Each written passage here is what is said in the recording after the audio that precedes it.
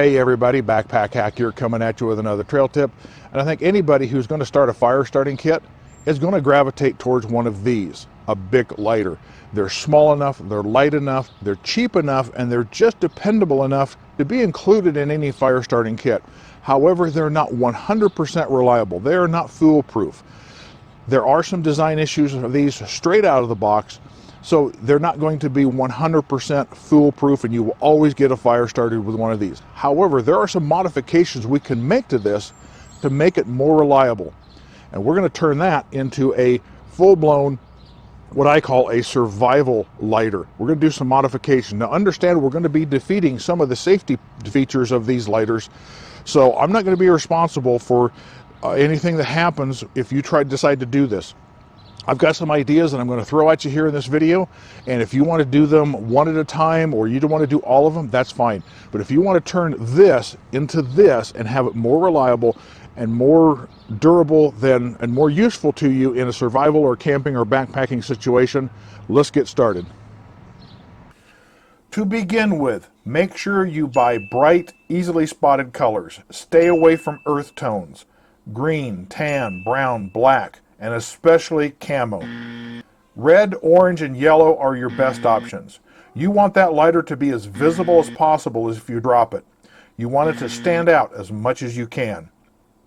For example, can you see this lighter? Do you see the other lighter? Yes, there's two lighters there. Pause the video and see if you can spot the other one. Bright, bold colors are your friends here. The first thing I do is remove the warning label.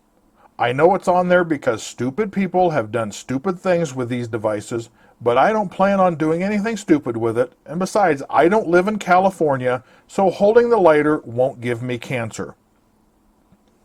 Now sometimes the labels peel right off, other times you will have to resort to stronger measures to get the remaining adhesive off. Goof off or Goo Gone, whatever you want to use, just get all that adhesive off. Next, I'm going to remove the child safety device. This is installed to keep small kids from being able to create a spark. I take this off just so it's one less thing between me and a fire to go wrong. It also helps if you're using the lighter wearing gloves. Makes it a lot easier to spin that fire wheel to create a spark. Just use a small screwdriver or an awl or something small and sharp, pry it out, and it may pop off and fly out somewhere, but take that thing out of there.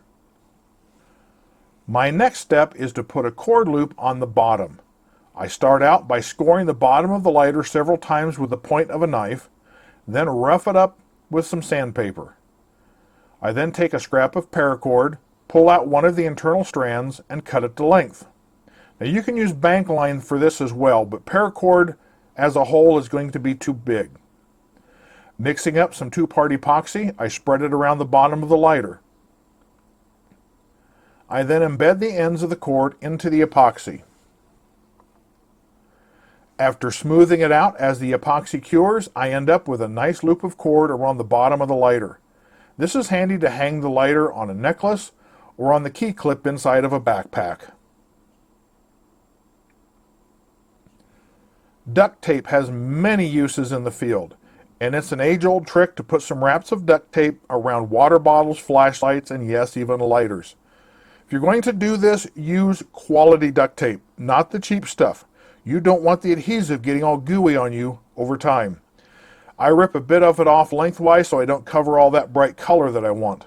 And usually a foot or so is more than enough.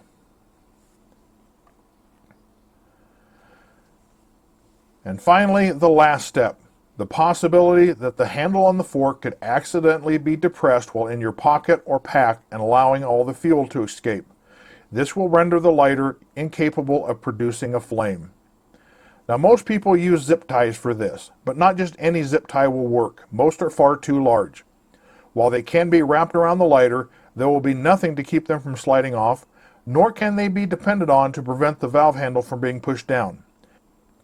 You need a small zip tie, one small enough to fit between the bottom of the handle and the body of the lighter. Now once this is installed, the width of the zip tie nested between the fork handle and the body will prevent the fork handle from being depressed. Now I have two big issues with using a zip tie. One is that most people simply cut off the excess. Do not do this. It creates a sharp edge, and this sharp edge can be just like a good knife.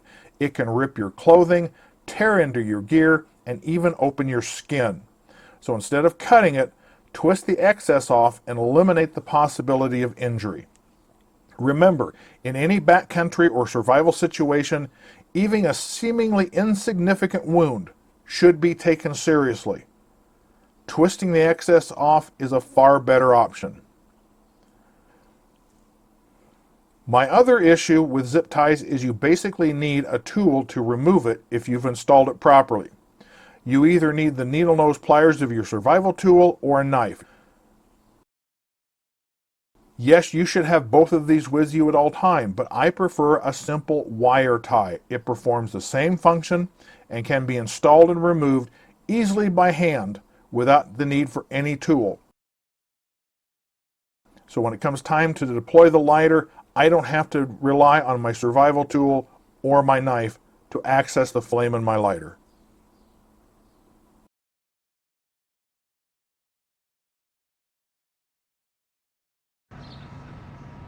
And there you have it, how you turn a regular off-the-shelf Bic lighter into a true survival lighter. So this is Backpack Hack coming at you with this trail tip. Be sure to like, subscribe, share, and comment on my videos.